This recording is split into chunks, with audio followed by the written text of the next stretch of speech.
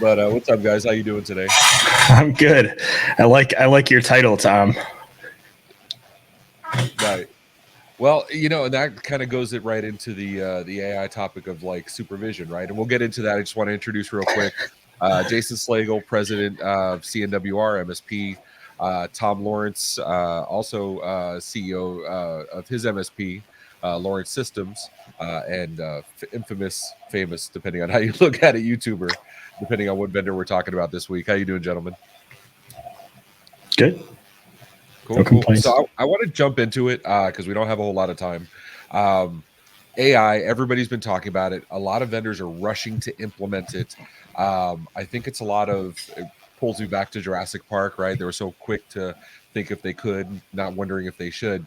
So I think this is the first time anywhere publicly MSPs are weighing in saying, this is a good idea, this is a bad idea, this is the order I want things.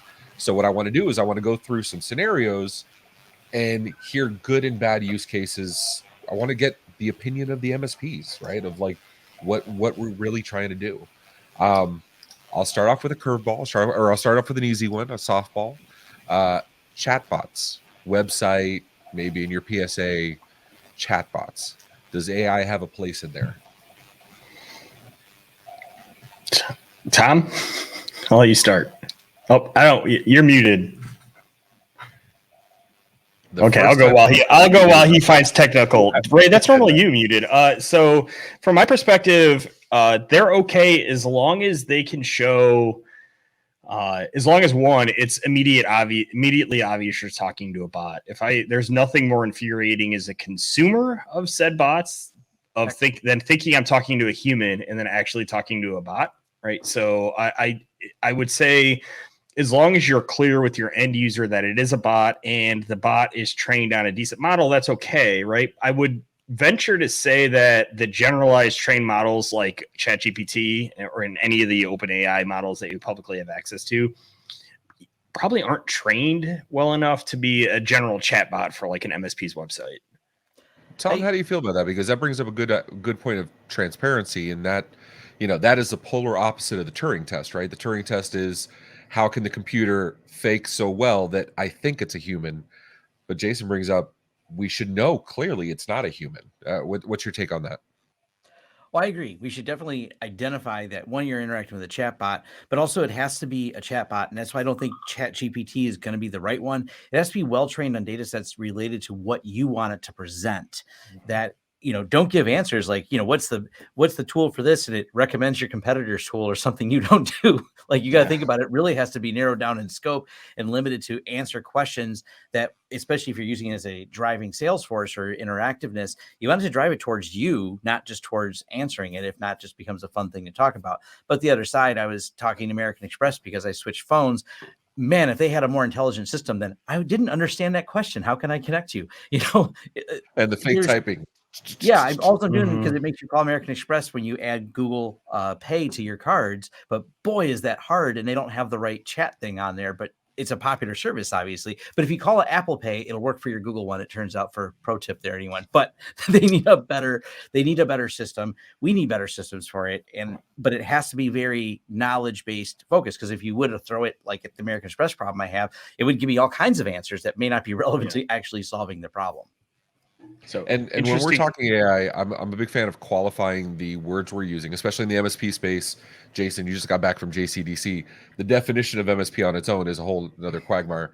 But when we're talking ChatGPT, when we're talking AI, let's stick to ChatGPT or OpenAI's implementations, because Adobe Creative Cloud just implemented their own. Bing has Sydney. Everybody has their own thing they're doing. Let's stick to ChatGPT because or any of the OpenAI variants, because they're the most common space, right?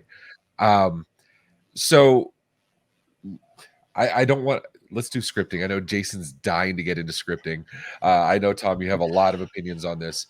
So before we get into scripting, I'll do the safe space one. Copilot scripting, right? GitHub just launched a new edition of their Copilot that's now going to be involved in Teams and Microsoft Office, besides what GitHub has. I think I can speak uniformly. You guys are 100% letting OpenAI write your scripts by itself and go. right? Like Yes. we don't need Oh to yeah. say that. Yeah. I fired all my script people and just outsourced it all to OpenAI.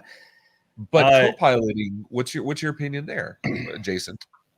So I don't think that generally these AIs have gotten enough. You brought up the Turing test, right? Like, I don't think they've gotten to the point yet where they can be used without human review in almost all cases, right? Because, I know we're talking about ChatGPT right now, right? But the Bing one has been known to go off on like a rant, right? Like, you definitely don't want that talking to customers.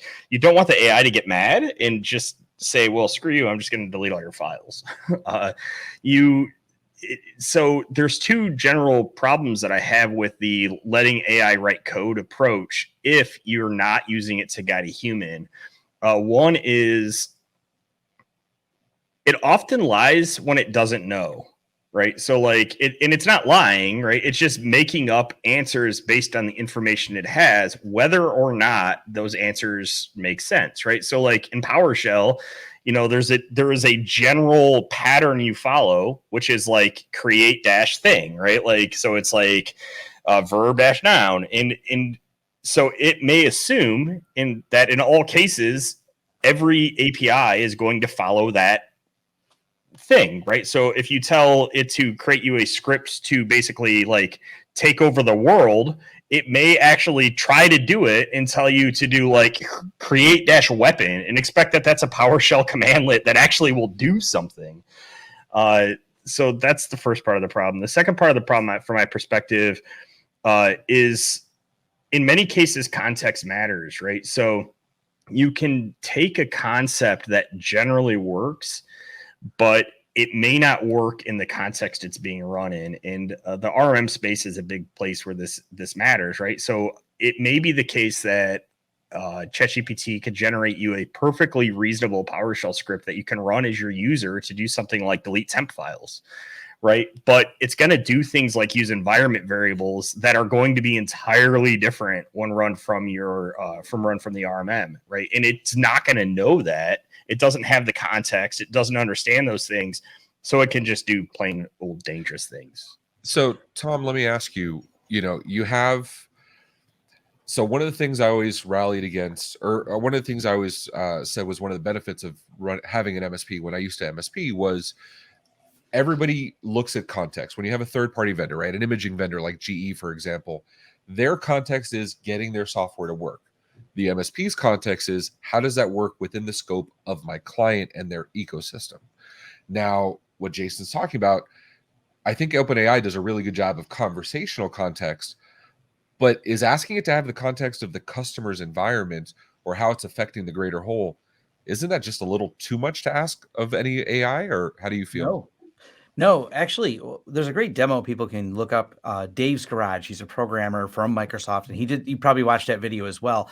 You can feed a lot of parameters. Like these are the scopes. These are the parameters. That does require a little bit of foreknowledge. So I can't take a guy who's never used any PowerShell and say he's an top tier programmer, but it can do a good job if you understand within this environment, I'm going to have these restrictions, and you tell that to ChatGPT. It actually seems to understand that very well. Like, oh no, you're going to be limited in scope. You're going to be limited to this, and you start putting those in there. And then when you even take the feedback you may get from an error you get trying to run that, understanding, hey, this was out of this, then you go add it and say regenerate, but add this to it. I've done that, and it's pretty amazing. It does a good job of narrowing it down. But go back to the first thing Jason said, needs human interaction, human review. I don't just say, tell ChatGPT and it spits out code and I attach it right to my RMM as an injection. You need a human intermediary, very much so. So those, back and forth process, but it really does take your techs who are okay maybe at PowerShell. They're smart enough to understand, but not write all the code. That's me. And be able to get something working relatively fast, way faster than they could by jumping around through a lot of Stack Exchange posts. Yeah. So those parameters are a good point, though, because the three of us, we've used ChatGPT for a lot, from everything from marketing to creating drinks to, researching copy. Like, we've used ChatGPT in a lot of ways, but the number of people that have shown me their use of ChatGPT that included queries, that included parameters, I think you two are the only ones of everybody I know, of anybody I know that actually use those parameters. So Jason, going back to you, right? Going PowerShell, noun, verb, but PowerShell has their Microsoft has their docs on which verbs you should use, right? They're very clear on these. It's like 20 or 30 or whatever. Kelvin, or correct me. But, you know, it means somebody knowledgeable, somebody that's read the documentation should be doing the PowerShell. Going back to this with the parameterization, should we be limiting AI use? If we qualified it with MSPs should use it for coding if they understand the proper use of AI and they understand the coding standards, then would you accept having OpenAI write scripts? Still wouldn't accept it writing scripts in carte blanche, right? Like I am 100% for the IntelliCode Copilot use case, right? Like I'm 100% for it helping write scripts, right? And going along that, but you run into a number of problems, right? Like one of the problems you run into in defining those parameters, you hit the token limit really quickly. And the token limit is like the number of things you can actually feed into a given ChatGPT prompt. At some point or another, you start having to put enough guide rails on the thing that you just simply run out of like things it can understand. I think the token limit's 4,096, and it's not words; it's like syllables essentially that you can use in one prompt. When you're doing things like Copilot and other things like that, where you can use some of that external context to guide you, like I'm stuck here. What commandlet might be helpful, right? Like complete this loop for me. Like, I want to take that result above and loop through it, like for all things, right? Like it's very good at things like that, but it really does need that context. All right, so I'm going to close because we're just under 5 minutes, so I want to make sure we have time for a third topic. I think we're in agreement. AI should be used, yes, no, maybe sometimes with oversight, possibly. But if that's not confusing enough. But the last one, and this is actually one of the ones I'm probably most excited about. Tom, you just did a video and I'm not going to name vendors. Anybody can go back and look at the vendors, even though everybody's involved publicly, so it's safe. But you did a video of something that popped up. One tool caught it, one tool didn't, how it should have been caught, blah, blah. This is where I think AI could really shine, going through troves of data and looking for the diamond in there. Do you think OpenAI could have helped here, like going through these kind of logs and that kind of thing? I think so. I think provided you gave it the right input parameters and didn't hit some limits, which I know they got upped again in ChatGPT 4, which I'm on now. But yeah, that's the big challenge always is you have these massive data sets we're able to collect, and narrowing that down to actionable intelligence can be a little bit tricky.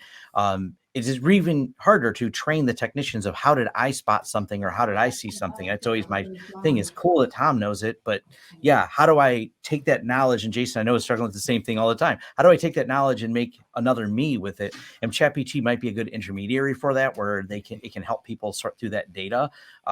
It's a really hard challenge, though, because the best pattern recognition system that exists is still right here. We just see patterns better, and we're always trying to mimic it, but it's not as easy as it sounds. All right, guys. Nope. Now Ray's muted. You mute. Of course, I had to be at least once. All right, I'm going to put you on the spot. I didn't prepare you for this, but we have PSAs, we have RMMs, we have chat tools. We have a bunch of stuff trying to implement ChatGPT for MSPs. Jason, if you could put ChatGPT in one of your tools for its most effective use today, what tool would that be? You PSA, hands down. Has to be a vendor. You think PSA? PSA, hands down. 100%. Okay. Tom? Same answer. Yeah, I agree with him. Just being able to automate where everything is and make sure it's all in sync with each other. Like from the Linux world, I find that easier. When I get outside the Linux world, I'm like, why is everything so disconnected? It just feels like it can connect everything really, really well and give me that answer I want across all of the data I have. Yeah, I can't agree with you more. They're not a sponsor of channel program, so I don't want to say them out loud, but if you want to hit me up, hit any of us up privately. I've seen some awesome PSA demos where taking all the conversation back and forth with the client, between the tech and the client, and then the AI took all the relevant parts out and made the time entry by itself with the relevant notes, and it did a really good job. Yeah, things like that are awesome. Yeah, I love that. Anything else? Jason, how are you? ChatGPT 4 came out less than a week ago. How are you staying on top of this, since you guys are the ones using it with the parameters and with its finding out the edges of it, of what you could possibly do today? What do you think? How can people learn that kind of knowledge? There's a couple. I actually started by reading a couple like pretty good books. You can check Amazon. So people have smashed up books already. There's a GitHub repo that's got a lot of good prompts in it that we'll see if we can get into link in the show notes or something. And it's a good starting spot to get your mind around how to do it. Awesome. Well, Tom, same question. Yeah, there's actually a great video Computer File has. You may have seen it on how we have Google Dorking. We've also got some weird prompts, and it kind of puts you at the edges of what ChatGPT does and what fun things you could do. So yeah, definitely start Googling that. You'll find a lot of fun with it. Tom, Jason, thanks so much for being on, guys. I know we're at the end of our time. Tom can be found at Lawrence Systems on YouTube, and he's all over all the communities. Jason is all over all the communities. Just got back from JCDC. How do we do, Matt? We do okay? You guys did awesome. I know that there's more that needs to be discussed with this, but yeah, in the 15-minute parameter that you were given, this is perfect. Thank you all for participating.